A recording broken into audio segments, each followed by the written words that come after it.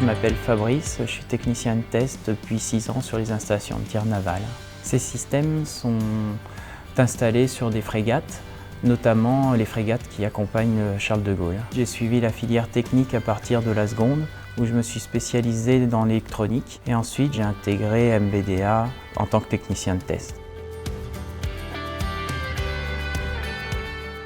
Je vais intervenir dans la partie production, ensuite dans la partie expertise et réparation et ensuite dans la partie administrative documentaire.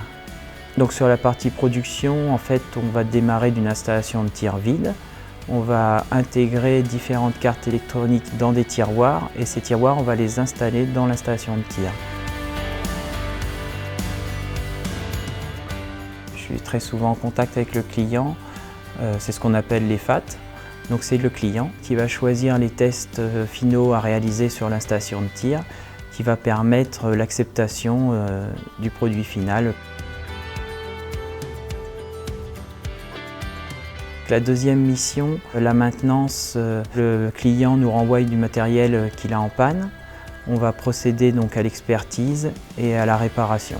Sur la partie administrative, je dois certifier en fait que j'ai réalisé tous les tests sur un équipement électronique. Donc je suis appelé à faire un compte-rendu de test. Et quand on a un matériel qui est non conforme, on vient rédiger un avis qualité où on décrit la panne du produit. La rigueur, c'est vraiment essentiel. Il faut respecter une certaine méthodologie pour expertiser et trouver la panne d'un équipement électronique. Les entités avec lesquelles je travaille, il y a le support client, les monteurs câbleurs, les gestionnaires de production, la qualité et le responsable de projet. L'évolution logique, en fait, c'est d'intégrer le support client, qui eux interviennent directement chez le client, ils peuvent assurer les réparations sur place. Ensuite, les essais, qui eux sont plutôt dans la phase de développement. Une autre possibilité, ce serait de se tourner vers l'ingénierie électronique qui s'occupe des bancs de test. Moi, c'est la passion, c'est l'électronique.